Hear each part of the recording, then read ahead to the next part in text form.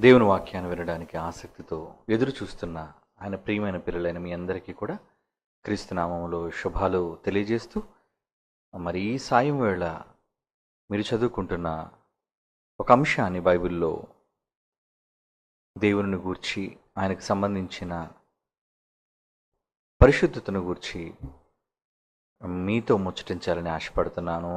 అదే పరిశుద్ధత దేవునికా మనిషికా? ప్రియులారా, పరిశుద్ధత అనగానే దేవుడే దానికి నిదర్శనం. దేవుడు పరిశుద్ధతను కోరుకునేవాడు, పరిశుద్ధత యందు అభిలాష కలిగిన వాడు అని మనకు తెలుసు. పరిశుద్ధుడు దేవుడు అన్నది బైబిలులో చాలా సందర్భాల్లో మనం చదువుకున్న మాట. ఎందుకంటే మరి ఆయన ముందున్న కోటాను కోట్ల దూత గణాలు దేవుని కొనియాడుతున్న వేళ ఏమని కొనియాడుతున్నాయో ఒకసారి బైబిల్ తెరిచి చూద్దాం ప్రియులారా. చాలాసార్లు మీరు చదివిన మాటే. యెషయా గ్రంథం 6వ అధ్యాయం 3వ వచనాన్ని మనం చూడగలిగితే అక్కడ దేవుడు సింహాసనాసీనుడిగా కనబడతాడు. ఆయన ఎదుట నిలువలేని పరిస్థితుల్లో 6 రెక్కలు కలిగిన కెరూబులు, 2 రెక్కలతో తమ ముఖాన్ని, 2 రెక్కలతో తమ శరీరాన్ని, 2 రెక్కలతో ఎగురుతూ దేవుని ఏమని గాన ప్రతిగానాలు చేస్తున్నాయన్నది మనం చూద్దాం ఒకసారి. యెషయా గ్రంథం 6వ అధ్యాయం 3వ వచనం, సైన్యములకు అధిపతియగు యెహోవా పరిశుద్ధుడు, పరిశుద్ధుడు, పరిశుద్ధుడు, సర్వలోకము ఆయన మహిమతో నిండి ఉన్నది అని గొప్ప స్వరముతో గాన ప్రతిగానములు చేయుచుండెను. అంటే ఆయన అక్కడ దూతల ద్వారా వింటున్న మాట ఏంటి? పరిశుద్ధుడు, పరిశుద్ధుడు, పరిశుద్ధుడు అని. ఆయన పరిశుద్ధుడు గనుకనే దేవదూతలు ఆయనను పరిశుద్ధునిగా అభివర్ణిస్తున్నాయి, లేదా పరిశుద్ధునిగా గాన ప్రతిగానాలు చేస్తూ ఉన్నాయి. ఎందుకంటే ఆయన పరిశుద్ధుడు కనుక. ఇక చాలా సందర్భాల్లో బైబిల్లో కొన్ని మాటలు మీకు చదివి వినిపించాలి అనుకుంటున్నాను ఆయన పరిశుద్ధతకు సంబంధించి. హోషేయ గ్రంథం ఒకసారి చూడండి ప్రియులారా. హోషేయ గ్రంథం 11వ అధ్యాయం 9వ వచనం, నేను మీ మధ్య పరిశుద్ధ దేవుడును అంటున్నాడు. చూడండి, ఆయన ఎవరట? మన మధ్య పరిశుద్ధ దేవుడు. దేవుడంటే ఏదో దేవునిగా పిలువబడ్డం కాదు. దేవుడు అనగానే దేవునికి ఒక క్యారెక్టర్, ఒక ప్రత్యేకత. ఆయన మనిషి లాంటి వాడు కాడు. పవిత్రుడుగా ఉండాలి, పరిశుద్ధునిగా ఉండాలి. అదే కదండి. అందుకే ఆయన ఏమని చెప్పుకుంటున్నాడు? నేను మీ మధ్య పరిశుద్ధ దేవుడును, కానీ మనుష్యుడను కాను, అపవిత్రులైన మనుష్యుల వంటి వాడును కాను, పరిశుద్ధత లేని మానవ సంతతి వంటి వాడును కాను. నేను చాలా విషయాల్లో పవిత్రతను కోరుకున్నవాడను అంటున్నాడు. చూడండి ఏమండి. మరొక మాట చూద్దాం. యెషయా గ్రంథం 8వ అధ్యాయం 13వ వచనం చూడండి ప్రియులారా. యెషయా గ్రంథం 8వ అధ్యాయం 13వ వచనం, అక్కడ ఏమంటున్నాడు? సైన్యములకు అధిపతియగు యెహోవాయే పరిశుద్ధుడు అని అనుకోవాలి మీరు. ఆయన మాత్రమే పరిశుద్ధుడు. సైన్యములకు అధిపతియగు యెహోవాయే పరిశుద్ధుడు అనుకోవాలి మీరు. ఎందుకు అనుకోవాలి? ఆయన పరిశుద్ధుడు గనుక. ఆయన స్వభావం పరిశుద్ధమైనది గనుక. అంటే మన తండ్రి ఎలాంటి వాడో నిజంగా పాత నిబంధనలో కానివ్వండి, క్రొత్త నిబంధనలో కానివ్వండి, ఆయన పరిశుద్ధతకు సంబంధించిన విషయాలు బైబిల్లో దేవుడు రాయిస్తున్నాడు. సైన్యములకు అధిపతిగా యెహోవాయే పరిశుద్ధుడు అనుకొనుడి. ఆయన చాలా పరిశుద్ధుడు. అలాంటి పరిశుద్ధుడైన దేవునికి పుట్టిన వారం మనమంతా కాదా? పరిశుద్ధ దేవునికి జన్మించిన వాళ్ళం మనం. పరిశుద్ధుడైన దేవునికి జన్మించిన వాళ్ళం మనం. ఏమంటున్నాడు? మరొక మాట చూద్దాం. యెషయా గ్రంథం 5వ అధ్యాయం 16వ వచనం అండి. యెషయా గ్రంథం 5వ అధ్యాయం 16వ వచనం. సైన్యములకు అధిపతియగు యెహోవా తీర్పు తీర్చు మహిమపరచబడును. పరిశుద్ధుడైన దేవుడు నీతిని బట్టి తనను పరిశుద్ధపరచుకొనును అంటున్నాడు. చూడండి, నీతిని బట్టి పరిశుద్ధపరచుకొనును అంటే ఎప్పుడూ కూడా ఆయన పరిశుద్ధతను కోరుకున్నవాడు, పరిశుద్ధునిగా ఉండాలని ఇష్టపడుతున్నవాడు, తనకు పరిశుద్ధతను ఆపాదించుకుంటున్నవాడు మన తండ్రి. ఏమండి, మరి పరిశుద్ధత దేవునిలో ఉన్నట్టుగా మనం ఇక్కడ చూస్తున్నాం ఈ వచనాలన్నింటిలో. అవునా? ఏమండి, ఆయన పరిశుద్ధుడే. ఆయన పరిశుద్ధుడుగానే ఉంటున్నాడు. దేవదూతలు ఆయన పరిశుద్ధినిగానే వర్ణిస్తున్నాయి, కొనియాడుతున్నాయి. ఏమండి, ఇక క్రొత్త నిబంధనలో కూడా దేవుని పరిశుద్ధతను గురించి మాట్లాడుతూ యేసుక్రీస్తు వారు తన శిష్యులకు ప్రార్థన నేర్పించినప్పుడు కూడా ఏమని ప్రార్థన నేర్పిస్తున్నారో ఒకసారి ఆ మాట మనం చూద్దాం. ఏమండి, మత్తయి రాసిన సువార్తలో, మత్తయి రాసిన సువార్త 6వ అధ్యాయం, మత్తయి రాసిన సువార్త 6వ అధ్యాయం 9వ వచనం చూడండి. మీరెలాగూ ప్రార్థన చేయండి అంటున్నాడు. చూడండి, మీరు ఎలాగూ ప్రార్థన చేయండి. ఏమని? పరలోకమందున్న మా తండ్రి, మీ నామము పరిశుద్ధపరచబడును గాక అంటున్నాడు. చూడండి, అంటే యేసుక్రీస్తు వారు కూడా తండ్రి యొక్క నామం పరిశుద్ధపరచబడాలి, నీ నామము పరిశుద్ధపరచబడును గాక. ఏమంటే ఆయన పరిశుద్ధుడు కదా, మరలా ఆయన నామం పరిశుద్ధపరచబడ్డం ఏంటండి? మీకు అర్థమైందో లేదో.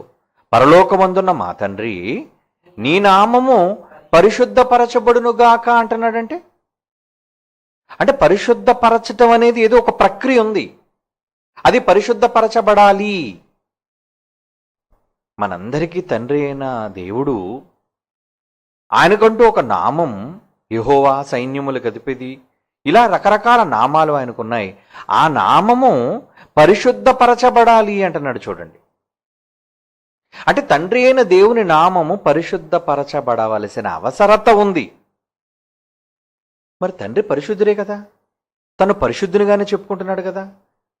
నేను పరిశుద్ధుడును, దేవుళ్ళలో పరిశుద్ధుడును అని చెప్పుకుంటున్నప్పుడు మరలా దేవునికి పరిశుద్ధత ఏంటి? దేవునికి కూడా పరిశుద్ధత కావాలి. ఈ మాట వింటే కాస్త మీకు ఆశ్చర్యంగానే అనిపించవచ్చు. పరిశుద్ధుడైన దేవునికి పరిశుద్ధత ఏంటండి? మనిషి అపవిత్రుడు కనుక పరిశుద్ధత మనిషికి కావాలి అని మీరు బహుశా అనుకోవచ్చు, నాకు తెలుసు, అలాగే అనుకుంటారు. పరిశుద్ధత అనగానే ఇది దేవునికి సంబంధించినది, ఆయన పరిశుద్ధుడు కనుక పరిశుద్ధత దేవునికా మనిషికా అంటే దేవుడికి ఎందుకంటే ఆయన పరిశుద్ధుడు, మనిషికే పరిశుద్ధత కావాలి అనే భావనలో మీరందరూ ఉండే ఉంటారు. నిజానికి అది ఖచ్చితం కాదు, సరైనది కాదు. అది పరిశుద్ధత దేవునికి కూడా కావాలి. ఆయన పరిశుద్ధుడుగా ఉన్నాడు కాబట్టి ఆయనకు పరిశుద్ధత ఉందని కాదు. మీ నామము పరిశుద్ధపరచబడును గాక, పరిశుద్ధపరచబడాలి అంటున్నాడు. చూడండి, పరిశుద్ధుడైన వాడు మళ్ళీ పరిశుద్ధపరచబడడం ఏంటండి? మంచివాడే కదా ఆయన. మంచివాడు మంచివాడుగా కొనియాడబడాలి, పరిశుద్ధుడు పరిశుద్ధుడుగా కొనియాడబడాలి. ఏమండి, ఒక మాట చూడగలిగితే బైబిల్లో ఒక మాట మీకు చదివి వినిపించాలనుకుంటున్నాను. నిర్గమాకాండం 15వ అధ్యాయం చూడండి ప్రియులారా.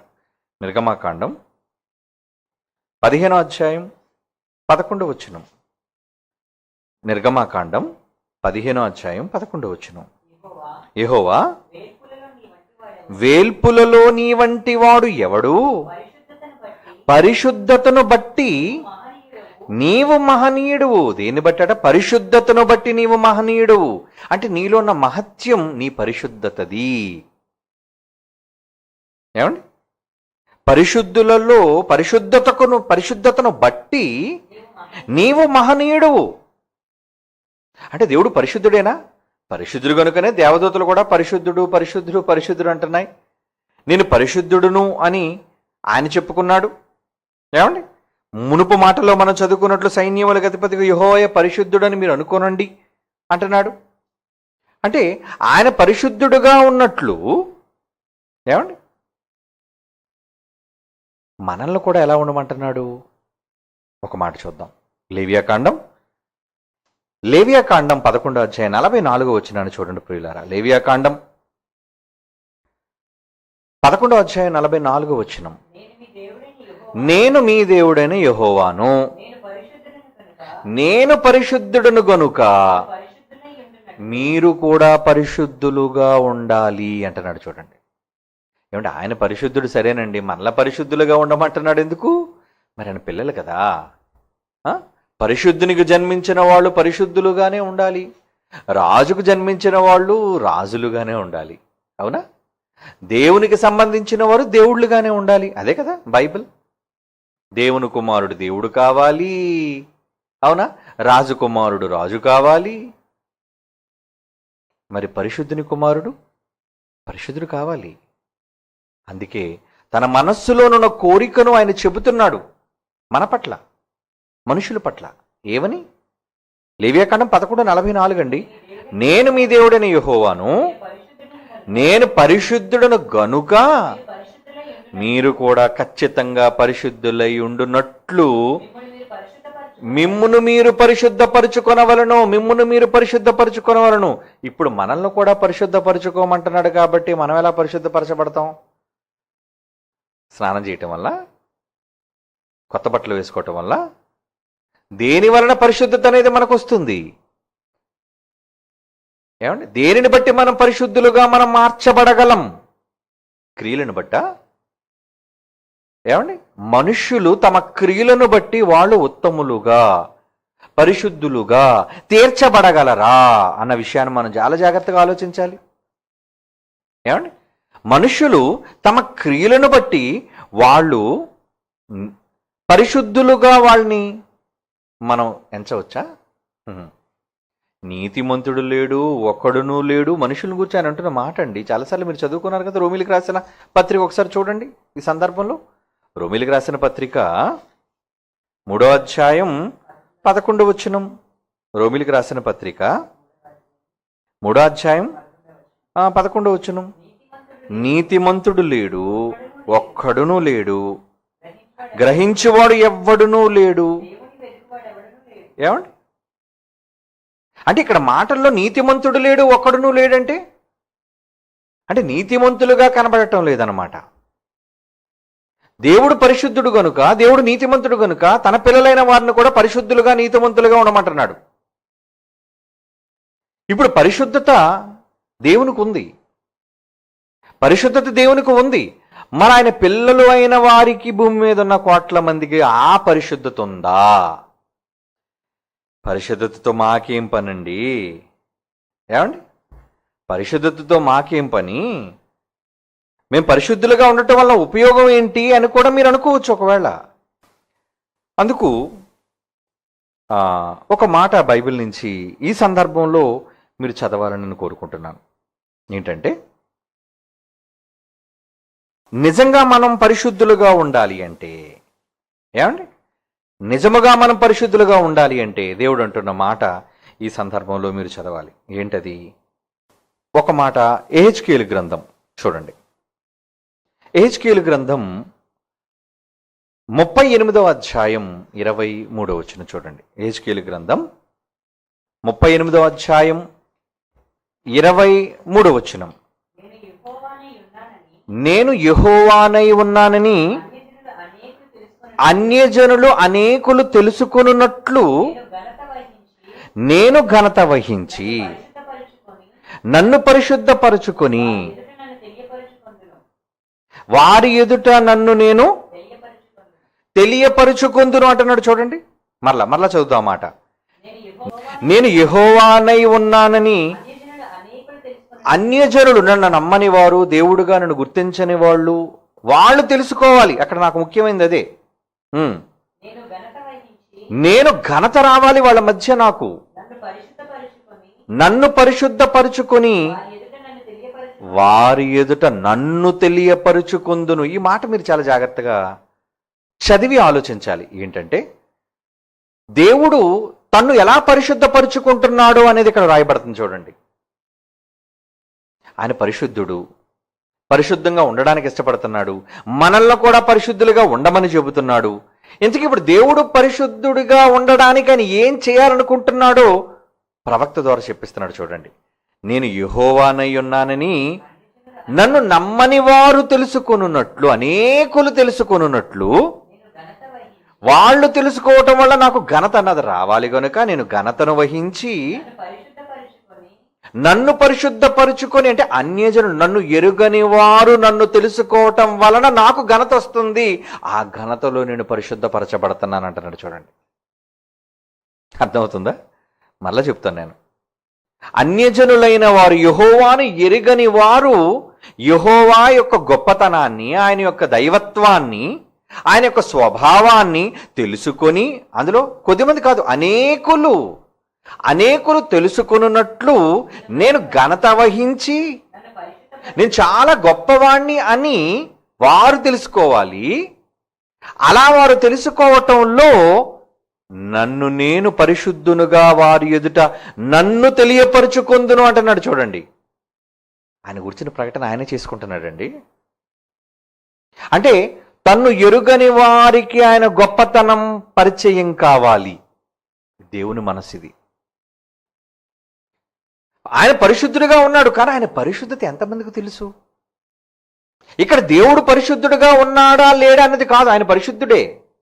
కానీ ఇప్పుడు పరిశుద్ధత తనకు కూడా రావాలి అనుకుంటున్నాడు, నేను పరిశుద్ధపరుచుకోవాలి అనుకుంటున్నాడు. పరిశుద్ధుడైన వాడు మళ్ళా పరిశుద్ధపరచుకోవడం ఏంటండి? అంటే దేవునికి కూడా మళ్ళా పరిశుద్ధత కావాలా? కావాలి. దేవుడు పరిశుద్ధుడైన దేవునికి మళ్ళా పరిశుద్ధత కావాలా? కావాలండి. పరిశుద్ధుడైన దేవునికి కూడా పరిశుద్ధత కావాలి అంటున్నాడు. చూడండి, మరలా చదువుదాం ఆ మాట. హెజ్కేలు గ్రంథం 38వ అధ్యాయం 23వ వచనం, నేను యెహోవానై ఉన్నానని అన్ని జనులు అనేకులు తెలుసుకొనున్నట్లు నేను ఘనత వహించి నన్ను పరిశుద్ధపరచుకొని వారి ఎదుట నన్ను తెలియపరుచుకుందును. తెలియని వాళ్ళందరికీ నేనే పరిశుద్ధుడైన దేవుడను అన్న విషయం వాళ్ళు తెలుసుకోవటంలో, వాళ్ళు నన్ను ఘనపరచటంలో, నేను ఘనత వహించటంలో నా పరిశుద్ధత దాగి ఉంది అంటున్నాడు. చూడండి, ఏమండి, మీ అబ్బాయి మంచోడే మీకు తెలుసు, కానీ ప్రపంచానికి తెలియాలిగా మీ అబ్బాయి ఎంత మంచోడో. అవునా కాదా? మీరు మంచి వాళ్ళగా ఉండటం వల్ల ఆ మంచి మీ దగ్గరే ఉంది, కానీ ఆ మంచి ప్రజలకు తెలియాలి. ప్రజలకు తెలిస్తేనే కదా ఈయన మంచివాడు, ఈయన ఉత్తముడు, ఈయన పరిశుద్ధుడు. నీవు పరిశుద్ధులుగా ఉంటున్నావు, వెరీ గుడ్. ఏమండి, మనం పరిశుద్ధులుగానే ఉంటున్నాం, కానీ అంటే దేవుని విషయంలో ఆయన పరిశుద్ధుడుగానే ఉంటున్నాడు, కానీ ఆయన పరిశుద్ధుడు అన్న విషయం ప్రపంచానికి తెలియకుండా పోయిందండి. Bad luck. ఏమండి, ప్రపంచానికి తెలియకుండా పోయింది దేవుని పరిశుద్ధత. అందుకు ఇప్పుడు దేవుడు తన్ను తాను పరిశుద్ధపరుచుకోవడం కోసం ఆయన ఆశపడుతున్న ఆశ ఏంటో తెలుసా? నేను ఎరుగని వారి మధ్య నన్ను గూర్చి గొప్పగా ఎవరైతే చెబుతారో, పరిచయం చేస్తారో, అలా వాళ్ళు తెలుసుకోవటం వల్ల నాకు ఘనత వస్తుంది. నన్ను నేను పరిశుద్ధపరుచుకుంటాను, వారి ఎదుట నన్ను నేను తెలియపరుచుకుంటాను అన్నదేనండి ఆ మాటల సారాంశం. అంటే దేవుడు పరిశుద్ధుడని మనకు తెలుసు, కానీ ఈయన పరిశుద్ధత ప్రపంచానికి తెలియాలి. అలా తెలియటంలోనే దేవునికి పరిశుద్ధత వస్తుంది. మళ్ళా చెప్తున్నాను, దేవుడు పరిశుద్ధుడని నమ్మిన నీకు నాకు తెలుసు, కానీ ఆ పరిశుద్ధత మరలా దేవునికి రావాలి అంటే ఆయన ఎరుగని వారి మధ్య ఆయన పరిశుద్ధతను గూర్చి మీరు ప్రకటించేవారై ఉండాలి. అలా ప్రకటించబడ్డం వల్ల అన్ని జనులైన వారు ఆయన ఘనతను తెలుసుకోవటం వల్ల ఆయనకు మరలా పరిశుద్ధత వస్తుందంట. ఆయన మరలా పరిశుద్ధపరుచుకుంటాడంట. ఆయన ఇష్టపడే పరిశుద్ధత అదేనండి. తనను గూర్చి ఘనతను ప్రపంచ ప్రజలకు ప్రకటించటం ఆయనకు వచ్చే పరిశుద్ధత, ఆయన వహించే ఘనత. యెహోషువ గ్రంథం 7వ అధ్యాయం, యెహోషువ గ్రంథం 7వ అధ్యాయం 13వ వచనం. యెహోషువ గ్రంథం 7వ అధ్యాయం 11వ వచనం. ఇశ్రాయేలీలు పాపము చేసి ఉన్నారు, నేను వారితో చేసిన నిబంధనను వారు మీరి ఉన్నారు. ఏమండి? శపితమైన దాన్ని కొంత తీసుకొని 7:13 అండి. యెహోషువ గ్రంథం 7:13. నీవు లేచి జనులను పరిశుద్ధపరిచి వారితో ఇలాగ చెప్పు, రేపటికి మిమ్మును మీరు పరిశుద్ధపరుచుకొనుడి. జనులతో చెప్పమంటున్నాడు. ఏమండి? నీవు లేచి జనులను పరిశుద్ధపరిచి వారితో ఇలాగ చెప్పు, రేపటికి మిమ్మును మీరు పరిశుద్ధపరుచుకొనుడి. రేపటికి మిమ్మును గూర్చి మీరు పరిశుద్ధపరుచుకొనుడి. అంటే ఆయన పరిశుద్ధుడు కనుక తను నమ్మిన పిల్లలు కూడా పరిశుద్ధులుగా ఉండాలి అనుకుంటున్నాడు. ఆ పరిశుద్ధత ప్రపంచానికి తెలియాలి అనుకుంటున్నాడండి. ఇక మన విషయంలో మనల్ని పరిశుద్ధపరచుకోమన్నాడు కాబట్టి మనం ఏం చేద్దాం? పరిశుద్ధపరచుకోమన్నాడు కాబట్టి మనం ఏం చేస్తే మనం పరిశుద్ధులుగా మారుతాం? ఏమండి? మనం ఏం చేస్తే పరిశుద్ధులుగా మారుదాం? ఒక మాట బైబిల్ నుంచి చదువుదాం. కొరింథీయులకు రాసిన మొదటి పత్రిక, ఏమండి, 6వ అధ్యాయం. కొరింథీయులకు రాసిన మొదటి పత్రిక 6వ అధ్యాయం 11వ వచనం చూడండి. కొరింథీయులకు రాసిన మొదటి పత్రిక 6వ అధ్యాయం 11వ వచనం. మీలో కొందరు అతివారే యుంటిరి గాని ప్రభు అయిన యేసుక్రీస్తు నామమును మన దేవుని ఆత్మయందు మీరు కడుగబడి పరిశుద్ధ పరచబడిన వారై నీతిమంతులుగా తీర్చబడితిరి. ఇంతకీ మనకి పరిశుద్ధత ఎలా వస్తుంది? మన స్వతహాగా సంపాదించుకున్న పరిశుద్ధత కాదండి ఇది. మనం పుట్టుకతోనే పవిత్రులమనో పరిశుద్ధులమనో, ఏమండి, లేదా సమాజంలో మనం ఏ కీడు మనల్ని అంటకుండా పవిత్రులుగా బ్రతుకుతున్నామని చెప్పుకోవడము కాదు. దేనిని బట్టి మనలను పరిశుద్ధపరుచుకోవాలి? ఆ రోజు చెప్పాడు యెహోషువతో, నువ్వు జనులను పరిశుద్ధపరిచి అన్నాడు ఆ రోజు. మరి ఇప్పుడు తన పిల్లలైన వారు ఎలా పరిశుద్ధపరచబడాలి ఇక్కడ అంటున్నాడు చూడండి. మీలో కొందరు అట్టి వారు యుంటిరి గాని ప్రభు అయిన యేసుక్రీస్తు నామమును మన దేవుని ఆత్మయందు మీరు కడుగబడి పరిశుద్ధపరచబడిన వారై నీతిమంతులుగా తీర్చబడితిరి. అంటే మనకి రావలసిన పరిశుద్ధత మనం దేనిని బట్టి పరిశుద్ధత పొందుతున్నాం? మన ఉత్తమమైన క్రియలను బట్టి కాదు, మనం గొప్పవారమని కాదు, మనం మంచివారం కాబట్టి మనం నీతిమంతులం కాదు, పరిశుద్ధులం కాదండి. రోమీయులకు రాసిన పత్రిక 6వ అధ్యాయం 22వ వచనం చూడండి. రోమీయులకు రాసిన పత్రిక 6వ అధ్యాయం 22వ వచనం. ఆయనను ఇప్పుడు పాపము నుండి విమోచింపబడి దేవునికి దాసులై ఉన్నందున పరిశుద్ధత కలుగుటయే మీకు ఫలము, దాని అంతము నిత్య జీవము అంటున్నాడు చూడండి. ఏమంటున్నాడండి? మళ్ళా చదవండి ఆ మాట. ఆయనను మీరు పాపము నుండి విమోచింపబడి దేవునికి దాసులైనందున పరిశుద్ధత కలుగుటయే మీకు ఫలము అంటున్నాడు చూడండి. ఇంతకీ మీరు పరిశుద్ధులుగా ఉండడం వల్ల మీకు వచ్చే ప్రయోజనం ఏంటి తెలుసా? దాని అంతా నిత్య జీవం. అంటే పరిశుద్ధత లేకుండా నిత్య జీవంలోనికి మనం వెళ్ళం. పరిశుద్ధత లేకుండా మనం నిత్య జీవంలోనికి వెళ్ళం అంట. పరిశుద్ధత లేకుండా మనం దేవుని దగ్గరికి వెళ్ళలేము అంటున్నాడు చూడండి. అందుకే మనల్ని ఏం చేసుకోమంటున్నాడు, ఎలా ఉండమంటున్నాడు? ఒకసారి ఒక మాట చూద్దాం. యాకోబు పత్రిక 4వ అధ్యాయం 8వ వచనం చూడండి. దేవుని యొద్దకు రండి, అప్పుడు మీ యొద్దకు వచ్చును పాపులారా, మీ చేతులను శుభ్రం చేసుకునుడి. రెండు మనస్సులు కలిగిన వాళ్ళారా, మీ హృదయములను పరిశుద్ధపరచుకొనుడి.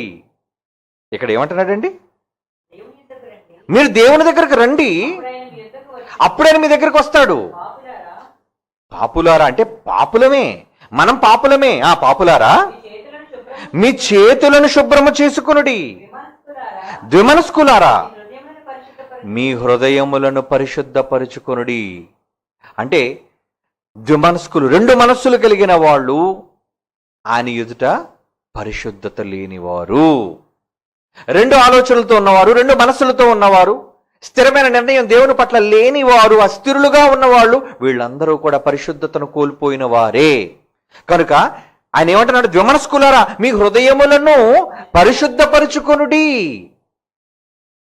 ఏమంటే ఆయన పరిశుద్ధుడండి, మనల్ని ఎందుకు పరిశుద్ధపరచమన్నాడండి? మనల్ని ఎందుకు పరిశుద్ధులుగా ఉండమంటున్నాడండి? ఒక మాట చూద్దాం. హెబ్రీయులకు రాసిన పత్రిక 12వ అధ్యాయం 14వ వచనం. హెబ్రీయులకు రాసిన పత్రిక 12వ అధ్యాయం 14వ వచనం. అందరితో సమాధానం, పరిశుద్ధతయు కలిగి ఉండుటకు మీరు ప్రయత్నించండి. పరిశుద్ధత లేకుండా ఎవ్వడును ప్రభువును చూడడు అంటున్నాడు. చూడండి, ఎందుకండి మనం పరిశుద్ధులుగా ఉండాలి? పరిశుద్ధత లేకుండా ఎవడును ప్రభువును చూడడు అంటే, ప్రభువును ఒకవేళ నువ్వు భవిష్యత్తులో చనిపోయిన తర్వాత చూడాలి అని నువ్వు అనుకుంటే, నువ్వు పరిశుద్ధుడిగా బ్రతికి చచ్చిపోతేనే నువ్వు తండ్రిని చూస్తావు, లేదంటే నువ్వు చూడవు. అంటే దేవునికి పరిశుద్ధత కావాలి, మనుష్యులకు కూడా పరిశుద్ధత కావాలి. ఆ పరిశుద్ధత ఎందుకు అంటే, ఆ పరిశుద్ధత లేకపోతే నేను తండ్రిని చూడలేను. మరలా చదవండి ఆ మాట. 12వ అధ్యాయం 14వ వచనం. హెబ్రీ పత్రిక 12వ అధ్యాయం 14వ వచనం అండి. అందరితో సమాధానం, అందరితో పాటు మీరు పరిశుద్ధత కలిగి ఉండండి. అందరితో ఉండాలి మీకు పరిశుద్ధత.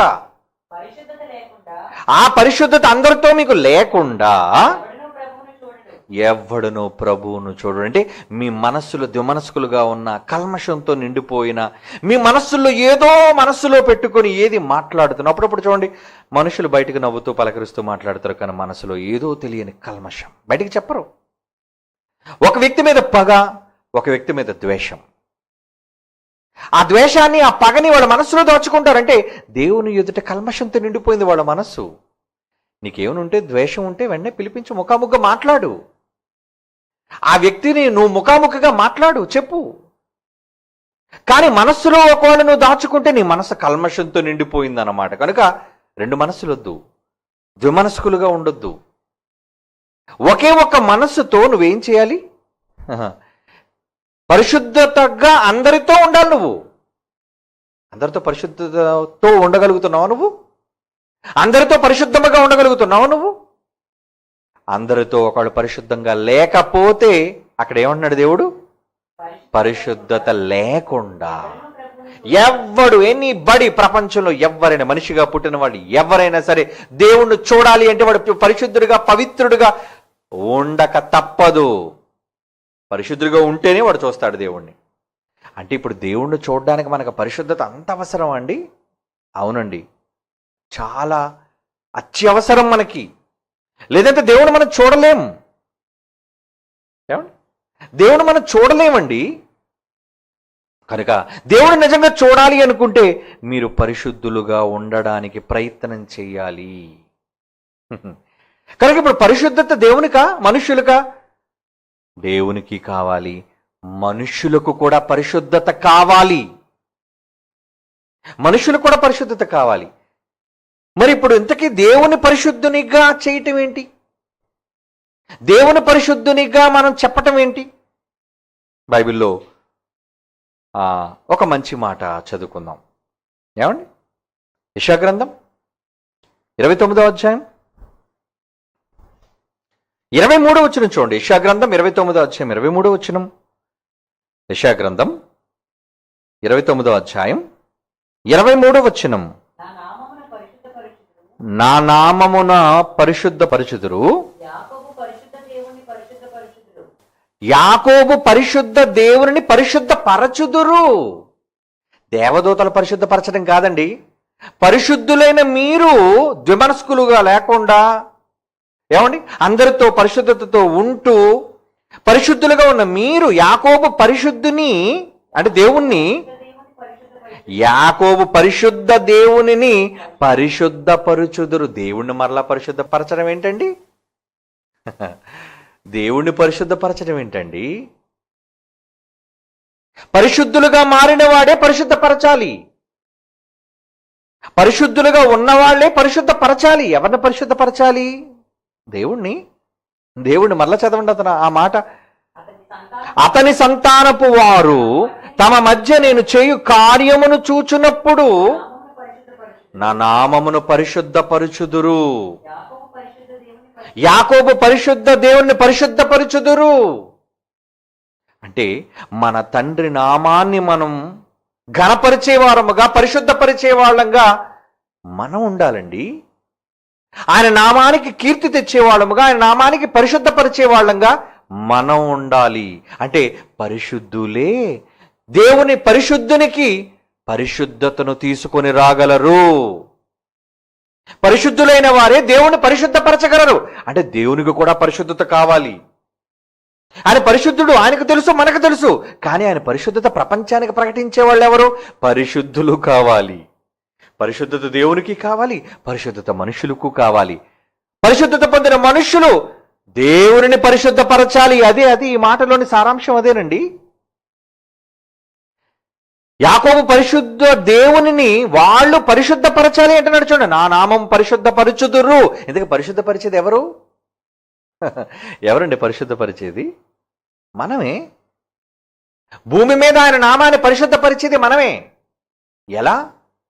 ఆయన చెప్పిన మాటను మనం గైకొనటం వలన ఆయనకు పరిశుద్ధత చేరుతుంది. దేవదూతలు పరిశుద్ధుడు పరిశుద్ధుడు పరిశుద్ధుడు అని ఎందుకంటున్నాయి? ఆయన చెప్పిన మాటను బట్టి అవి ఖచ్చితంగా నెరవేరుస్తున్నాయి గనుక పరిశుద్ధుడు ఆయన అనగలుగుతున్నాయి, ఆయన పరిశుద్ధతను చాటగలుగుతున్నాయి. ఏమండి, యెహోవా పరిశుద్ధతను ప్రకృతి చాటటం లేదా? సూర్య చంద్ర నక్షత్రాదులు చాటటం లేదా? ఏమండి, కలుగ చేయబడిన ప్రకృతి అంతా కూడా దేవుని యొక్క మహిమ, దేవుని యొక్క ఘనత, ఆయన పరిశుద్ధత అవి ప్రకటిస్తున్నాయి. ఎందుకంటే ఆయన మాట ప్రకారంగా అవి చేస్తున్నాయి కనుక. మరి ఇప్పుడు దేవుని పరిశుద్ధతను ప్రకటించాలి అంటే మనిషి నువ్వు ముందు పరిశుద్ధుడుగా మారాలి. ఇంతకీ పరిశుద్ధుడిగా మారడం అంటే ఏంటి? నువ్వెలా మారుతావు పరిశుద్ధుడిగా? నిన్ను యేసుక్రీస్తు వారు పరిశుద్ధునిగా చేశారు గనుక. ఒక మాట చూద్దాం బైబిల్ నుంచి. ఎఫెసీయులకు రాసిన పత్రిక 5వ అధ్యాయం 27. అటువలే క్రీస్తు కూడా సంఘమును ప్రేమించి అది కళంకమైన ముడత అయినా అటిది మరి ఏదైనాను లేకుండా. ఏమంటే సంఘాన్ని ఏం చేయాలనుకుంటున్నారంటే యేసుప్రభు వారి డ్యూటీ ఏంటంటే పరిశుద్ధమైనదిగాను, నిర్దోషమైనదిగాను, మహిమ కలిగిన సంఘంగాను ఆయన తన ఎదురు దాన్ని నిలువబెట్టుకొనవలెనని రోజు వాక్యం అనే ఉదకము నీళ్లతో స్నానం చేయించి దానిని పవిత్రపరిచి పరిశుద్ధపరచుటకై, సంఘాన్ని పరిశుద్ధపరచుటకై దాని కొరకు తన్ను తాను అప్పగించుకొనెను. అబ్బో, ఏంటి సంఘాన్ని పరిశుద్ధపరచటం కోసం తన్ను తాను అప్పగించేసుకున్నాడటండి. అంటే ఆయన అప్పగించుకుంటేనే కానీ మనకు పరిశుద్ధత రాలేదా? రాలేదండి. ఈరోజు మనం పరిశుద్ధులుగా పిలువబడుతున్నామంటే కేవలం యేసుక్రీస్తు వారి యొక్క ప్రాణత్యాగాన్ని బట్టి మనకు పరిశుద్ధత వచ్చింది. అంటే దేవుని పరిశుద్ధునిగా ఉండటం కోసం, దేవుని పరిశుద్ధునిగా ప్రకటించటం కోసం యేసుక్రీస్తు వారు భూమి మీదకి వచ్చి తన ప్రాణం పెట్టి మనందరినీ పరిశుద్ధులుగా చేశారట. దీనివల్ల ఎవరికి మహిమ, ఎవరికి ఘనత, ఎవరికి పరిశుద్ధత? దేవునికి. అంటే దేవునికి పరిశుద్ధత ఆపాదించటం కోసం యేసుప్రభు వారు తన ప్రాణమే పెట్టేశారండి. దేవుడు పరిశుద్ధుడిని సమాజానికి చెప్పటం కోసం, దేవుని యొక్క పవిత్రత ఈ సమాజానికి చాటడం కోసం యేసుక్రీస్తు వారు తన ప్రాణాన్ని పెట్టి పాపులుగా ఉన్న మనలందరినీ రక్షించి కాపాడి ఏం చేశారటండి? ఆయన నిర్దోషమైనదిగాను మహిమగల సంఘముగా ఆయన తన ఎదురు దాన్ని నిలువబెట్టుకొనవలెనని వాక్యముతో ఉదక స్నానము చేత దానిని పవిత్రపరిచి పరిశుద్ధపరచుటకై దాని కొరకు తన్ను తాను అప్పగించుకొనును. ఇంతకాని చావు వెనుకున్న రహస్యం ఏంటో తెలుసా? మీరు పరిశుద్ధులుగా మారాలని. ఎందుకు పరిశుద్ధులుగా మారాలి? అసలు పరిశుద్ధత లేకుండా ఎవడు తండ్రిని చూడలేడు కనుక. అంటే మీకు పరిశుద్ధత రాకపోతే మీరు తండ్రి దగ్గరికి వెళ్ళరు. అందుకే నేనే మార్గం అన్నాడు ఆయన. ఈరోజు మీకు వచ్చిన పవిత్రత యేసు రక్తాన్ని బట్టి వచ్చింది మీకు పవిత్రత. ఏమండి, మీరు ఉత్తమంగా జీవించడం వల్ల కాదు. నేను చాలా గొప్పగా జీవిస్తున్నానండి అందుకు బట్టి నేను పవిత్రుడిని అంటే ఆ మాట తప్పు. మీ క్రియల వల్ల కాదు మీకు వచ్చిన పవిత్రత, పరిశుద్ధత. దేనివల్ల వచ్చిందో తెలుసా? ఆయన తన ప్రాణం పెట్టడం వలన మీరు పరిశుద్ధులుగా పిలవబడ్డారు. చెడ్డవాళ్ళైనా దుష్టులైనా. అందుకు ఒక మాట బైబిల్లో పౌలు గారు ఎక్కువగా ఈ మాట పరిచయం చేస్తుంటారు. కొరింథీయులకు రాసిన మొదటి పత్రిక 1వ అధ్యాయం 2వ వచనం చూడండి ప్రియులారా. ఏమండి? కొరింథీయులకు రాసిన మొదటి పత్రిక 1వ అధ్యాయం 2వ వచనం. కొరింథీలో ఉన్న దేవుని సంఘమునకు అనగా క్రీస్తు యేసు నందు పరిశుద్ధపరచబడిన వాళ్ళు అంటున్నాడు. చూడండి, క్రీస్తు యేసు నందు పరిశుద్ధపరచబడిన వారు పరిశుద్ధులుగా ఉండుటకు పిలువబడిన వారికి. మీరు పిలువబడ్డారు. ఆయన ఏం చేశాడు? మిమ్మల్ని పరిశుద్ధపరిచి మీరు పరిశుద్ధులుగా ఉండడానికి పిలువబడ్డారు. అంటే బాప్తిస్మము ద్వారా మీరు పరిశుద్ధతలోనికి ప్రవేశించి ఇంకా తర్వాత అక్కడి నుంచి పరిశుద్ధులేనా? ఆ తర్వాత కూడా మీకు కళంకం, డాగు, మచ్చ వచ్చిన తర్వాత కూడా మనం చెడ్డోళ్ళం కదండి. యేసుక్రీస్తులోనికి వచ్చిన తర్వాత ప్రభు పరిశుద్ధులుగా స్నానం చేయించి ఎక్కించిన తర్వాత కూడా మళ్ళీ బురదలో పడుతుంటాం మనం. అవునా? అవునండి. మరలా మనం పోతున్న పరిశుద్ధత అంతటిని గురించి మరలా మనకు పరిశుద్ధత రావడం కోసం, పరిశుద్ధులుగా ఉండటం కోసం కదా మనం పిలిచాడు. ముందు మనం పాపులుగా ఉన్నాం, చెడ్డవాళ్ళుగా ఉన్నాం, మనల్ని పరిశుద్ధపరిచాడు, పవిత్రపరిచాడు, తీసుకొచ్చాడు, సంఘంగా ఏర్పాటు చేశాడు. చేసిన తర్వాత కూడా మనం పవిత్రులుగా ఉంటున్నామంటే లేదు, మరలా మనం పాపాన్ని ఆపాదించుకుంటున్నాం, మరలా మనం చెడ్డగా మారిపోతున్నాం. మన క్రియలో వారు వీరని లేదని అందరూ, బాప్తీసం తీసుకున్న వాళ్ళందరూ వాళ్ళు తమ క్రియలలో, ఆలోచనల్లో పాపాలు చేస్తున్న వారు. మరి ఇలా పాపులుగా ఉంటే వీళ్ళు ఎప్పుడు పరిశుద్ధులుగా ఉంటారు? అందుకు యేసు ప్రభు వారు ఏం చేశారు? ఇందాక మనం చదివిన మాట, పరిశుద్ధులుగా ఉంటకు పిలువబడుతున్నాడు కొరింథీయులు అన్నాడు కదా. ఎఫ్సి పత్రికలు ఇందాడన్న మాట ఏమని? నిర్దోషమైనదిగా మహిమగల సంఘముగా ఉండుటకు, పరిశుద్ధమైనదిగా ఉండుటకు, వాక్యముతో ఉదక స్నానం చేత దాన్ని పవిత్రపరిచి పరిశుద్ధపరచడానికి ఆయన ఏం చేశారంటే సంఘం కోసం తను అప్పగించేసుకున్నాడు. అంటే ఆయన చావు వలన మీకు పవిత్రత వచ్చింది, ఆయన రక్త తర్పణ వల్ల మీరు పరిశుద్ధులుగా మారారు. అంటే ఈరోజు మీకు వచ్చిన పరిశుద్ధత మీది కాదు, యేసుక్రీస్తు వారి ప్రాణత్యాగం వల్ల మీకు వచ్చింది పరిశుద్ధత. మరి ఇప్పుడు పరిశుద్ధులుగా మారారా? Very good. మరి పరిశుద్ధతల్లో ఎప్పుడు వరకు ఉంటారు? చనిపోయినంత వరకు ఈ పరిశుద్ధతలో మీరు ఉండాలి. అందుకే కదండి యేసు ప్రభు వారి యొక్క రక్తం ప్రతి పాపము నుంచి మనల్ని పవిత్రులుగా చేస్తుంది. సంఘాన్ని ఎందుకైనా వాక్యం ద్వారా ఉదక స్నానం చేయించాలి? సంఘం అంటే ప్రభువుని నమ్మిన వాళ్లే కదా. చేర్చబడిన వారు ఎవరు? దేవుని నమ్మిన వారు, యేసు ప్రభువుని నమ్మిన వారే కదండి సంఘంలో చేర్చబడుతున్నారు. మరి సంఘంలో చేర్చబడుతున్న వాళ్ళకి మళ్ళా రోజు స్నానం ఏంటండి? సంఘంలో చేర్చబడుతున్న వాళ్ళు కూడా పరిశుద్ధత పోతుందా? పరిశుద్ధత పోతుంది కనుకనే రోజు ఆయన వాక్యంతో స్నానం చేస్తున్నాడటండి. ఇప్పుడు చెప్పండి, మీలో రోజు ఎంతమంది వాక్యం చెబుతున్నారు, ఎంతమంది వాక్యం వింటున్నారు?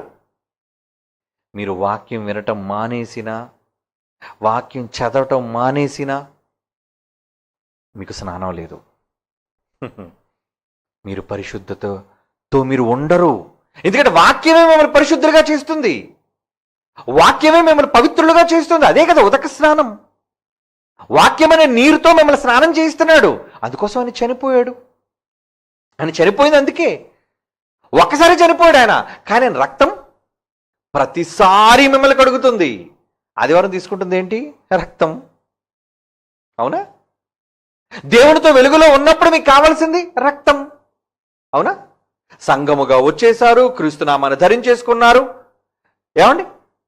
క్రీస్తు ద్వారా సంఘంలో చేర్చబడ్డారు. చేర్చబడిన తర్వాత కూడా పరిశుద్ధతను కోల్పోతున్న మీకు లేదా మనిషికి మరలా పరిశుద్ధత కావాలి అంటే యేసుక్రీస్తు వారు ఒక్కసారే కాదండి చనిపోవటం. నిత్య బలి, నిత్యము ఆయన చనిపోతూనే ఉన్నాడు. నిత్యం ఆయన రక్తం మనకి ప్రవహిస్తూనే ఉంది. నిత్యం ఆయన మనల్ని పవిత్రపరుస్తూనే ఉన్నాడండి. నిత్యం. ఇది కంటిన్యూగా జరిగే ప్రాసెస్ అండి. 1 యోహాను పత్రిక 1వ అధ్యాయం 7-9 వచనాలు చాలాసార్లు మీరు చదువుకున్నారు. మనం దేవుడు వెలుగులో ఉన్న ప్రకారము మనమును ఆయనతో వెలుగులో నడిచిన ఎడల దేవునితో అన్యోన్య సహవాసము గలవారమై యుందుము. అప్పుడు ఆయన కుమారుడిని క్రీస్తు రక్తము మనలను ప్రతి పాపము నుండి పవిత్రులుగా చేయును అని ఎందుకంటున్నాడు ఆ మాట అక్కడ? దేవునితో వెలుగులో ఉన్నప్పుడు, ఆయనతో సహవాసంలో ఉన్నప్పుడు ఇంకెందుకండి బాబు ఆయన రక్తం, నువ్వు పవిత్రుడు కావా, పరిశుద్ధుడు కాదంటే కాదయ్యా బాబు, నువ్వు బురదలో పడిపోతున్నావు మాటికి. కనుక ఏం చేయాలి? నిన్నేమో పవిత్రుడుగా పరిశుద్ధుడిగా నిలబెట్టాలి అనుకుంటున్నాడు. కనుక నీకు 24 గంటలు 24 hours 24/7 అంటారు కదా, ఎప్పుడు ఎప్పుడు ఎప్పుడు ఆయన రక్తం నీ మించి ప్రవహిస్తూనే ఉంది. నువ్వు ఒక చిన్న అబద్ధం ఆడినా చాలు, అది పాపమే. ఒక చిన్న తప్పు ఆలోచించినా సరే అది పాపమే. దానికి కడగడానికి రక్తం కావాలి. ఎవరిది రక్తం? యేసుక్రీస్తు వారి యొక్క రక్తం. అంటే నువ్వు పరిశుద్ధుడిగా ఉండటం కోసం ఎంత రక్తం ధారపోయబడుతుందండి. నువ్వు పాపం చేసిన ప్రతిసారి, మర్చిపోకండి, ఏ మనిషి అయినా పాపం చేసిన ప్రతిసారి రక్తం నీకు ఉపయోగపడుతుంది. రక్తం నీ మీదకి వస్తుంది, నిన్ను కడుగుతుంది కడుగుతుంది కడుగుతుంది కడుగుతుంది. ఏమండి, నువ్వు ఎన్నిసార్లు బురదలో పడిపోతే అన్నిసార్లు మరి అన్ని బకెట్లు నీళ్ళు వాడాలి, సబ్బు అన్నిసార్లు రుద్దాలి. ఏంటో ఉదయం ఇంటి దగ్గర స్నానం చేసి వచ్చానండి, కానీ అనుకోకుండా బురద తిల్లిపోయిందండి, మళ్ళీ రేపు ఉదయమే స్నానం చేస్తానండి అంటావు. లేదు, మరి సబ్బు వాడాలి. నువ్వు ఎన్నిసార్లు బురద అయితే అన్నిసార్లు సబ్బు వాడాలి. మరి సబ్బు ఏమవుతుంది? అరిగిపోదా? తరిగిపోదా? ఎన్నిసార్లు అయినా సబ్బు వాడుతూనే ఉండాలి నువ్వు, నిన్ను నువ్వు శుభ్రపరచుకోవడం కోసం. ఇప్పుడు యేసుక్రీస్తు వారిని ఎన్నిసార్లు నీ పరిశుద్ధత కోసం వాడేసుకుంటున్నావు నువ్వు? తప్పు చేసిన ప్రతిసారి యేసు ప్రభు యొక్క పరిశుద్ధత ఆయన నుంచి పొందడం కోసం మనం వాడుకుంటున్నాం. ఏమండి, వాడుకోవట్లేదా? అందుకే హెబ్రీయులకు రాసిన పత్రిక ఒక మాట చూడండి. హెబ్రీయులకు రాసిన పత్రిక 12వ అధ్యాయం 10వ వచనం. హెబ్రీయులకు రాసిన పత్రిక 12వ అధ్యాయం 10వ వచనం. తండ్రులైన వారు కొన్ని దినముల మట్టుకు తమకిష్టము వచ్చినట్లు మనల్ని శిక్షిస్తారు. ఎందుకు శిక్షిస్తున్నారు తెలుసా? మనము తన పరిశుద్ధతలో పాలు పొందవలెనని, మన మేలు కొరకే ఆయన శిక్షించుచున్నాడు. అంటే దేవుని శిక్షలో కూడా ఏముందో తెలుసా? మిమ్మల్ని పరిశుద్ధులుగా చేయటమే. ఏమండి, దేవుడు మనల్ని శిక్షించటంలో కూడా మేలే దాగి ఉందటండి. ఏంటా మేలు? మళ్ళా చదవండి ఆ మాట. వారు కొన్ని దినముల మట్టికే తండ్రులైన వారు, శరీర సంబంధమైన తండ్రులైన వారు మనల్ని శిక్షించారు. కానీ మనము తన పరిశుద్ధతలో, దేవుడు పరిశుద్ధుడు కనుక మనం కూడా తన పరిశుద్ధతలో పాలువారమై ఉండాలని, మన మేలు కోసమే ఆయన శిక్షించుచున్నాడు. అంటే ప్రతి శిక్ష వెనుక మీకు పరిశుద్ధత ఉందన్నమాట. అందుకే ఆయన ఏమంటున్నాడట? తన పరిశుద్ధతలో పాలు పొందవలెనని మన మేలు కొరకే ఆయన శిక్షించుచున్నాడు. అంటే దేవుడు ఎందుకు మనల్ని పరిశుద్ధులుగా మారుస్తున్నాడు? యేసుప్రభు ఎందుకు మనల్ని పరిశుద్ధులుగా నిలబెట్టాలి అనుకుంటున్నాడు తెలుసా? పరిశుద్ధులుగా మారిన మీరు పరలోకపు తండ్రి పరిశుద్ధతను ప్రపంచానికి ప్రకటించడం కోసం. మర్చిపోకండి, మీరు పాపాలు చేస్తున్నారు, యేసుప్రభు రక్తాన్ని వాడేసుకుంటున్నారు, కానీ ఇంట్లో కూర్చుంటున్నారు. మీరు పరిశుద్ధపరచబడిపోతున్నారు, కానీ ఆయన పరిశుద్ధతను ప్రకటించేయడం లేదేంటి? ఆయన పరిశుద్ధతను ప్రజలకు ప్రకటించడం లేదేంటి? ఎందరు మీలో ప్రకటిస్తున్నారు చెప్పండి? మాటల ద్వారా ప్రకటిస్తున్నారా? పోనీ మీకు ప్రసంగాలు రావండి, మీరు మాటలు రావండి, మీరు చెప్పలేకపోతున్నారు. పోనీ చెప్పేవాళ్ళు నువ్వు ప్రోత్సహిస్తున్నావా? నువ్వా ప్రోత్సహిస్తావా? వాళ్ళ మంచి చెడ్లు, వాళ్ళ యోగక్షేమాలు, వాళ్ళ బాగోగులు నువ్వేనా ఆలోచించగలుగుతున్నావా? నువ్వు ఎలాగ ప్రకటించడం లేదు. కనీసం ప్రకటించే వాళ్లకు సహకారిగానైనా ఉంటున్నావా? ఇది చెయ్యక అది చెయ్యక అసలు పరిశుద్ధుడువేనా? దేవుడికి పరిశుద్ధత కావాలి. ఒరే, నేను పరిశుద్ధుడు రా, కానీ ఈ పరిశుద్ధత ప్రపంచానికి తెలియదు. మరి ఎలా? నువ్వు వెళ్ళి చెప్పాలి. ఆ బాధ్యత మనుష్యుల మీద పెట్టాడు కనుక ప్రకటించేవాడు కూడా పరిశుద్ధుడిగా ఉండాలి. కాబట్టి నాయన యేసు ప్రభు, నువ్వు వెళ్ళు నాయన, కొడుక నువ్వు వెళ్ళు, వాళ్ళందరినీ శుభ్రం చేసే నాయన, శుభ్రం చేసే, ఎందుకంటే ప్రతిదీ శుభ్రంగా ఉండాలి నాకు. దేవుడు చాలా పరిశుద్ధుడండి. ఆయన ఏది చేసినా చాలా పరిశుద్ధత, పవిత్రత అందులో ఉంటుందండి. మరి ఆయన గురించి ప్రకటించే నువ్వు కలుషితం అయిపోయినా పర్లేదా? మలినం అయిపోయినా పర్లేదా? నో. చెప్పే మీరు కూడా పరిశుద్ధులుగా ఉండాలి అని కోరుకున్నాడు కనుకనే యేసును పంపాడు, ఆయన చంపాడు, మిమ్మల్ని పరిశుద్ధులుగా మార్చాడు. మీరు మారిపోయారు. ఇప్పుడు మనం పరిశుద్ధులు, క్రీస్తు రక్తంలో కడగబడిన వారు. మరి ఇప్పుడు ఏం చేస్తున్నాం మనం? ఆయన పరిశుద్ధతను మీరు ప్రకటిస్తున్నారా? ఎంతమంది చేస్తున్నారు చెప్పండి మీలో? ఎప్పుడు చూడండి మీ పనులు మీ పనులు మీ పనులు మీ పనులు. ఏమంటే దేవుని గురించి ఆలోచిస్తారా? టైం ఎక్కడుందండి? మీ కుటుంబాన్ని గురించి ఆలోచించడానికే మీకు తీరిక లేదు. ఇక దేవుని గురించి ఆలోచించడానికి ఎక్కడ టైం దొరుకుతుంది మీకు? వ్యాపారం అంటారు, ఉద్యోగం అంటారు, బాధ్యతలు అంటారు. ఇలా మీరు బ్రతికి 60, 70, 80 సంవత్సరాలు కూడా ఈ బాధ్యతలతోనే నిండిపోతే ఇక దేవుని పరిశుద్ధతను ఎప్పుడండి మీరు ప్రకటించేది? అందుక ఇంత రక్తాన్ని ఖర్చు పెట్టి, ఇంత త్యాగాన్ని మదుపుగా పెట్టి, ఏమండి తన కుమారుణ్ణి పంపి నిన్ను పరిశుద్ధంగా చేసింది ఎందుకు? ఎందుకు నిలబెట్టుకున్నావు నీ ఎదుట? నిలబడ్డా, వెరీ గుడ్. అమ్మ రోజు బట్టలు ఎందుకు ఉతుకుతుంది? తెల్లగా నీ బట్టలు. నువ్వు బట్టలు వేసుకుని బడికి వెళ్ళి నేర్చుకోవాలి పాఠం.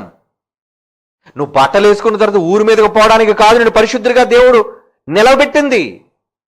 ఒక తల్లి కానీ తండ్రి కానీ కొడుకు కానీ కూతురికి కానీ అన్ని అవసరతలు ఎందుకు తీరుస్తున్నారో తెలుసా? వాళ్ళ ఇష్ట ప్రకారం చెయ్యాలి అని కాదా? మరి నువ్వు పరిశుద్ధుడిగా మారిపోయి ప్రభు రక్తాన్ని వాడేసుకున్నావు, కానీ ఆయన పరిశుద్ధతను నువ్వు ప్రకటించలేకపోతున్నావు. ఒక మాట బైబిల్ నుంచి చదువుతారా? సంఖ్యాకాండం 20:12 మోషేకు సంబంధించిన సందర్భంలో ఆయన అంటున్న మాట, ఒక నాయకుడితో అంటున్న మాట. ఒక పెద్ద నాయకుడు అండి మోషే, ఇశ్రాయేలును నడిపించిన నాయకుడు అండి. అలాంటి నాయకుడితో ఏమంటున్నాడు చూడండి.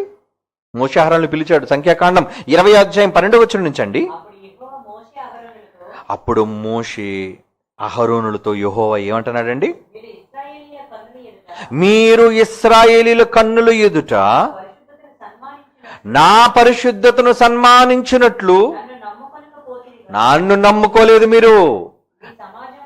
ఈ సమాజాన్ని నేను వారికిచ్చిన దేశంలోనికి మీరు వెళ్ళరు. శాపం వచ్చేసింది చూడండి. తన పరిశుద్ధతను సన్మానించలేదటండి. ఆయన చెప్పిన మాట వినలేదటండి. మాట్లాడన్నాడు బండతో, ఇల్లు కొట్టేశాడు. ఏమండి? ఏది చెప్పాడో అది నువ్వు చెయ్యాలి. ఒక్క మాట నువ్వు మీరినా ఆయన పరిశుద్ధతను నువ్వు సన్మానించలేనట్టు, ఆయన పరిశుద్ధతను నువ్వు ప్రకటించలేనట్టు. ఇప్పుడు మీరెంత జాగ్రత్తగా ఉండాలి చెప్పండి. మీరు పరిశుద్ధులుగా మారారు, దేవుడు కూడా పరిశుద్ధుడే. కానీ ఇప్పుడు ఆయన కావాల్సింది ఏంటంటే నేను పరిశుద్ధుడు అన్న విషయం ఈ ప్రపంచానికి తెలియాలి. ఎవరు చెప్తారు? ఏమండి? మీకు అందుకే యెషయా గ్రంథం 6వ అధ్యాయంలో మనం చదువుకున్నట్లుగా దేవదూతలందరూ పరిశుద్ధుడు పరిశుద్ధుడు పరిశుద్ధుడు పరిశుద్ధుడు అని గాన ప్రతిగానాలు చేస్తున్నప్పుడు ఆయన ఏమంటున్నాడు? మా నిమిత్తము ఎవడు పోవును అంటున్నాడు. ఏంటండి ఆయన? దేనికి వెళ్ళాలి? ఎక్కడికి వెళ్ళాలి? తన పరిశుద్ధతను ప్రకటించడం కోసం వెళ్ళాలి అంటున్నాడు అండి. అది ఆయన ఆలోచన. మీకు అర్థమైందో లేదో? యెషయా గ్రంథంలో 6వ అధ్యాయంలో ఏమండి 8వ వచనం, ఏమండి 3వ వచనంలో గాన ప్రతిగానాలు చేస్తున్నాయి. పరిశుద్ధుడు పరిశుద్ధుడు పరిశుద్ధుడు అంటున్నాయి. ఓకే, అవి వింటున్నాడు. 8వ వచనం, అప్పుడు నేను ఎవరిని పంపెదను, మా నిమిత్తము ఎవడు పోవును అని ప్రభువు సెలవీయగా వింటిని. అంటే ఇప్పుడు ఏం కావాలి? ఆయన పరిశుద్ధతను ప్రకటించే వాళ్ళు కావాలండి ఆయనకి. ఎవరు వెళ్తారు నా కోసం? దేవదూతల మాట వింటున్నారు, నన్ను పరిశుద్ధులను పొగుడుతున్నాయి. ఓకే, ఇది పరలోకానికే తెలుసండి నేను పరిశుద్ధులైన సంగతి. కోట్ల మంది దేవదూతలకు తెలుసండి. లోకానికి తెలియాలి నేను పరిశుద్ధుడును అని. ఇప్పుడు నాకు పరిశుద్ధత కావాలి. ఎవరికి? దేవుడు అడుగుతున్నాడు. పరిశుద్ధత నాకు కావాలి. ఇప్పుడు నా పరిశుద్ధత కోసం మీరేం చేస్తారు చెప్పండి? ఎవరు వెళతారు నా కోసం? ఆ పరిశుద్ధత ప్రకటించడానికి వచ్చిన యేసు ప్రభు బలైపోయి తండ్రి పరిశుద్ధతను ప్రకటించాడండి. ప్రకటించాడు ఆయన. ఎవరిని గూర్చాడు? నోరు విప్పితే ఎవరిని గూర్చి మాట్లాడుతున్నాడు? నా తండ్రి నా తండ్రి నా తండ్రి నా తండ్రి నా తండ్రి. పరిశుద్ధత కాదా అది? తండ్రి పరిశుద్ధత ప్రకటించలేదా ఆయన? ప్రకటించాడండి. కుమారుడిగా తన ధర్మాన్ని చేశాడు ఆయన. తండ్రి ఆయన పరిశుద్ధ పరచినందుకు తన తండ్రి ఎంత గొప్ప పరిశుద్ధుడో ఈ ప్రపంచానికి చూపించాడు. ఆయన ఎంత గొప్ప పరిశుద్ధుడో. అవునండి. మరి ఇప్పుడు మిమ్మల్ని పరిశుద్ధులుగా ఎందుకు మార్చాడు? మీరు పాపులుగా, నీచులుగా, మనమంతా అధములుగా, దౌర్భాగ్యులుగా, ఏమండి పనికిరాని వాళ్ళుగా, దుస్తులుగా, పాపులుగా ఉన్నప్పుడు ఎందుకు నిన్ను తీసుకొచ్చి నిన్ను పరిశుద్ధులుగా చేసి నిలబెట్టాడు? పని లేక? ఏం జరక్క? కానీ ఈరోజు పరిశుద్ధుడుగా మారిపోయిన నీవు ఈరోజు క్రైస్తవ్యం అంతా మేము పరిశుద్ధులు అనుకుంటున్నారే కానీ అసలు పరిశుద్ధత రావడానికి నువ్వేం చెయ్యాలి? పరలోకపు తండ్రి పరిశుద్ధతను ప్రకటించాలి. అందుకు నువ్వు పరిశుద్ధుడు అయ్యావు. అందుకు మీరు పరిశుద్ధులుగా ఉండటకు పిలువబడితిరి అంటున్నాడు కదండి. అంటే మీరు చదివారు కదా మాట. మీరు ఎందుకు పిలువబడ్డారు? మళ్ళా చదవండి ఆ మాట. కొరింథీయులకు రాసిన మొదటి పత్రిక 1వ అధ్యాయం 2వ వచనం అండి. కొరింథీలో ఉన్న దేవుని సంగమనకనగా క్రీస్తు యేసునందు పరిశుద్ధపరచబడిన వారై పరిశుద్ధులుగా ఉండుటకు పిలువబడిన వారికి, పరిశుద్ధులుగా ఉండుటకు పిలువబడిన వారికి అంటున్నాడు. ఏమండి ఎందుకు పిలువబడ్డారో తెలుసా? తండ్రి యొక్క పరిశుద్ధతను ప్రకటించటం కోసం. ఆయన పరిశుద్ధత ఏంటో అనేది సమాజానికి తెలియదండి. హేళన చేస్తుంది సమాజం. దేవుడు అర్థం కాలేదు. ఎవరో దేవుడు అనుకుంటున్నారు. ఆయన బాధపడిపోతున్నాడండి. మరి ఆయన బాధను చెప్పేది ఎవరు? ఆయన బాధను చెప్పేది ఎవరండి? హెజ్కేలు గ్రంథం 20వ వచనం నుంచి 23వ వచనం చదవండి. హెజ్కేలు గ్రంథం 36వ అధ్యాయం 20 నుంచి 23 అండి. హెజ్కేలు గ్రంథం 36వ అధ్యాయం 20వ వచనం నుంచి. వారు తాము వెళ్ళిన స్థలముల యొక్క జనుల యొద్దకు చేరగా ఆ జనులు, మీరందరూ యెహోవా జనులే కదా, ఆయన దేశం నుంచి వచ్చిన వారే కదా అని చెప్పుట వలన నా పరిశుద్ధ నామమునకు దోషణ కలుగుటకు, అబ్బా మీరేరా నా పరిశుద్ధతను పోగొట్టింది, మీరే కారణమయ్యారా నాకు చెడ్డ పేరు తీసుకొచ్చింది. ఏమండి అంటే తన పిల్లల వల్ల తన పరిశుద్ధత పోతుంది, అది ఆయన బాధ. మీ వల్లేనా పరిశుద్ధత దెబ్బతింటుంది, అదే కదా నా మాటలను అర్థం. తాము వెళ్ళిన స్థలములలోని జనుల యొద్దకు చేరగా ఆ జనులు, వీరు యెహోవా జనులే కదా, ఆయన దేశం నుండి వచ్చిన వారే కదా అని చెప్పుట వలన నా పరిశుద్ధ నామమునకు దోషణ కలుగుటకు ఇశ్రాయేలీలు కారణమయ్యారు. కాగా ఇశ్రాయేలు పోయిన ఎల్ల చోట్లను నా పరిశుద్ధ నామమునకు దోషణ కలుగగా నేను చూచి నా నామము విషయమై చింతపడి తిని, బాధ. నా పరిశుద్ధత నాకు కావాలయ్యా, నా పరిశుద్ధత నాకు కావాలయ్యా అని దేవుడు అంటున్నాడు. దేవుడు కూడా పరిశుద్ధత కావాలా? ఆయన పరిశుద్ధుడే, కానీ ఆయన పరిశుద్ధత ప్రకటించబడాలని కోరుకుంటున్నాడు. మరి నువ్వు ప్రకటిస్తున్నావా? ఎందుకంటే పరిశుద్ధత ఆయన వచ్చి చెప్పుకోడు, నేను పరిశుద్ధుని, నేను మంచోడిని. ఏమంటే మీరు సహజంగా సమాజంలో ఆలోచించండి. మీ మంచి ఎవరైనా మీకోసం చెప్పాలి, కానీ మీకు మీరే మీ మంచి చెప్పేసుకుంటే ఎవరైనా వింటారా? వినడానికి ఏమైనా బాగుంటుందా? ఏమండి నేను చాలా మంచోడినండి అని మీరంటే బాగుంటుందా? కాదండి. మీకోసం సమాజంలో పొరుగు వ్యక్తి దగ్గర మరొక వ్యక్తి అనాలి ఏమని, ఏమండి ఆయన చాలా మంచోడండి. ఆ మాట మీరు విన్నప్పుడు ఆనందిస్తారు, ఎందుకంటే మీకోసం మీరు చెప్పుకోవడం మీకు ఇష్టం ఉండదు. మీకోసం మీరు చెప్పుకున్న ప్రజలు దాన్ని స్వీకరించరు. మరి ఎలా? ఇంకొకరు చెప్పాలి. ఇప్పుడు దేవుడు కూడా సమాజంలో ప్రజల మధ్యకు వచ్చి నేను పరిశుద్ధుండ్రా అని చెప్పుకోడు. ఆయన పరిశుద్ధతను గురించి ప్రకటించే యేసు లాంటి వాడు కావాలి, ఆ ప్రవక్తలు లాంటి వాడు కావాలి, శిష్యులు లాంటి వాడు కావాలి, క్రైస్తవులైన మొదటి శతాబ్దంలోని లాంటి వారు కావాలి. మరి ఇప్పుడు మీరు ఏం ప్రకటిస్తున్నారు? మీరు ప్రకటించకపోగా మీ నామాన్ని బట్టి దోషణ ఎక్కువైపోతుంది ఆయనకి. ఈ క్రైస్తవులు అంటే ఎలాంటి వాళ్ళు? ఈ మధ్యన చూడండి క్రైస్తవులు చేస్తున్న దుష్క్రియలు. ఎలాంటి దుష్క్రియలు? ఆయన అవమానపరిచేటట్టుగా. ఏమండి ప్రార్థన చేస్తున్నాను, కరోనా పోతుంది, ఎంత హేళన. అంటే దేవుడు కరోనాను ఎందుకు తీయలేకపోయాడు? ఇలాంటి దౌర్భాగ్యుల వలన దేవుడు నామాన్ని దూషింపబడుతుంది, అవమానించబడుతుంది. ప్రతి వాడు చెడ్డగా నీ తండ్రి అని యెహోవాను గురించి మాట్లాడుతున్నాడంటే అది మంచిదా చెప్పండి? ఈరోజు యేసునామం దూషింపబడుతున్నా, యెహోవా నామం దూషింపబడుతున్నా, ఇద్దరిది ఒకటే నామం కదా, తండ్రి నామము, యెహోవా నామం, యేసునామం. ఏమండి యేసునామమైన తండ్రి నామమైన ఒకే నామం, వీళ్ళు ముగ్గురులకు ఉన్నది ఒకటే కామన్ నేమ్. కనుక యేసు ప్రభు నామం ఈరోజు దూషింపబడుతున్న, తండ్రి దూషింపబడుతున్నట్టే. ఈరోజు మీరు నమ్మిన దేవుడు బహిరంగంగా సమాజంలో దూషించబడుతున్నాడండి. వీళ్ళు చేస్తున్న క్రియలు, ఏమండి వీళ్ళు చేస్తున్న చేష్టలు, ఓహో వీళ్ళు దేవుడు ఇలాంటోడురా, ఎంత అవమానంతో మాట్లాడుతున్నారండి దేవుని గురించి. ఇప్పుడు చెప్పండి, ఆయన పరిశుద్ధత అవమానించబడుతుంది. అలాంటప్పుడు మీరేం చేయాలి? ఆయన పరిశుద్ధతను గురించి ప్రకటించే పరిశుద్ధులుగా ఉండాలి. మీరు ముక్కు మూసుకుని ఇంట్లో ఉండి నేను చాలా పవిత్రుడిని, పరిశుద్ధుడిని, ఏ తప్పు చూడను, ఏ తప్పు చేయను, అది కాదురా పరిశుద్ధత అంటే. ప్రభు నువ్వు చేసిన పాపాలు కడుగుతున్నాడు, నిన్ను పరిశుద్ధుడిగా తీర్చాడు. ఇప్పుడు నువ్వు తండ్రి పరిశుద్ధతను ప్రకటించాలి. అది నువ్వు బయటికి వెళ్ళి చేయవలసింది. ముక్కు మూసుకుని గదిలో ఉండడం కాదు. పవిత్రుడిగా ఉండిపోయానండి, నేను చెడు చూడను, చెడు మాట్లాడను, చెడు వినను అని మూడు కోతుల్లా చెప్పుకోవడం కాదు. తండ్రి యొక్క నామాన్ని ప్రకటించి ఆయన పరిశుద్ధతను ఆయనకు ఆపాదించేవాడుగా ఉండాలి. ఎందుకంటే ఆ రోజు ఇశ్రాయేలు అవమానాన్ని మిగిల్చారు. ఆయనకి బాధపడిపోతున్నాడు, రే మీ వల్లనే రా నాకు ఈ చెడ్డ పేరు, మీ వల్ల నాకు ఈ చెడ్డ పేరు, నా పరిశుద్ధత పోయింది.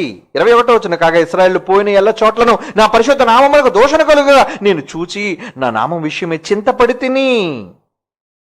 ఏమండి 23, అన్ని జనుల మధ్య మీరు దూషించిన నా ఘనమైన నామమును నేను పరిశుద్ధపరచుదును. ఆయన మనసు చెబుతున్నాడు చూడండి. అంటే ఆయన ఏం కోరుకుంటున్నాడు అనమాట? ఎక్కడైతే ఆయన పేరు తప్పుగా దూషించబడిందో అది చోట ఆయన పేరు గణపరచబడాలి. ఏ యేసునైతే ఈ లోకం అవమానిస్తుందో, ఏ బైబిల్నైతే ఈ లోకం కించపరుస్తుందో, ఆ బైబిల్ని ప్రపంచ శిఖరాలపై చూపించాలి. అందుకే పుట్టింది BOUI. అందుకే సవాళ్ల పరంపర, అందుకే మహాజ్ఞాన సంగతుల పరంపర కొనసాగుతుంది ఈ తరంలో. ఎందుకో తెలుసా? బైబిల్ని, దేవుని, యేసుక్రీస్తు వారిని ఈ ప్రపంచంలో ఉన్నతంగా చూపించడానికి పుట్టింది Bible open university India international. కీర్తనల గ్రంథం 105వ కీర్తన మొదటి వచనమండి. చూడండి, 105వ కీర్తనలోని మొదటి మాట ఏమంటున్నాడు అక్కడ? యెహోవాకు కృతజ్ఞతాస్తుతులు చెల్లించుడి, ఆయన నామమును ప్రకటన చేయుడి, జనములలో ఆయన కార్యములను తెలియజేయుడి. చేస్తున్నారా మీరు? ఈరోజు ఎందుకండి మేము తెర ముందుకు వచ్చాం? ఎందుకండి ఈరోజు మేము గొంతు చించుకొని ఎందుకు బైబిల్ గొప్పతనాన్ని ప్రకటిస్తున్నాం?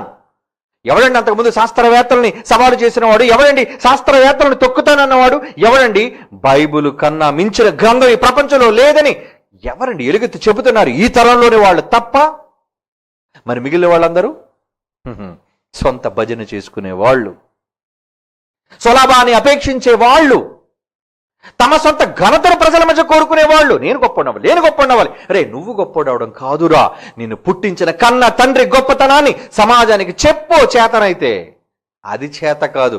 వాడు మంచోడు కాదు, ఈమె మంచిది కాదు, వాళ్ళు మంచోడు కాదు, వాళ్ళ కోసం నీకెందుకురా? మనుషుల కోసం చెప్పడానికి నీకు ఎక్కడ ఉంది టైం? నీకు ఇవ్వబడిన సమయం నీ తండ్రి కోసం చెప్పడానికి సరిపోదు. నీకు చెప్పు, నీ దేవుని గురించి చెప్పు. నువ్వు నోరిప్పితే నీ దేవుడు మహిమ పరచబడాలి. నువ్వు నోరు విప్పితేనే నీ రక్షకుడిని యేసు ప్రభు గణపరచబడాలి. నువ్వు నోరు విప్పితే బైబిల్ మహాజ్ఞాన గ్రంథం అని ప్రకటించబడాలి. అందుకని పరిశుద్ధుడిగా చేశాడు. నువ్వు ఉత్తముడు అని కావు, నువ్వు ఎలాగ పాపివే. అయినా తన కొడుకు వాళ్ళని కడిగి పరిశుద్ధ పరిచి నిన్ను ఎందుకు నిలబెట్టాడో తెలుసా? తన ఎదుట నువ్వు తండ్రి అయిన దేవుని పరిశుద్ధతను ప్రకటించాలని. అది కీర్తన గ్రంథంలో ఇప్పుడు మీరు చదువుకున్న మాట. మరలా చదవండి ఆ మాట. 105వ కీర్తనలోని మొదటి వచనం, యెహోవాకు కృతజ్ఞతాస్తుతులు చెల్లించడి, ఆయన నామమును ప్రకటన చేయుడి, జనములలో ఆయన కార్యములను తెలియజేయుడి. ఎందుకు తెలియజేయాలి? ఏం అవసరం? చెప్పాలండి ఆయన మాట. అందుకే అంటున్నాడు హెజ్కేలు గ్రంథం 36:23.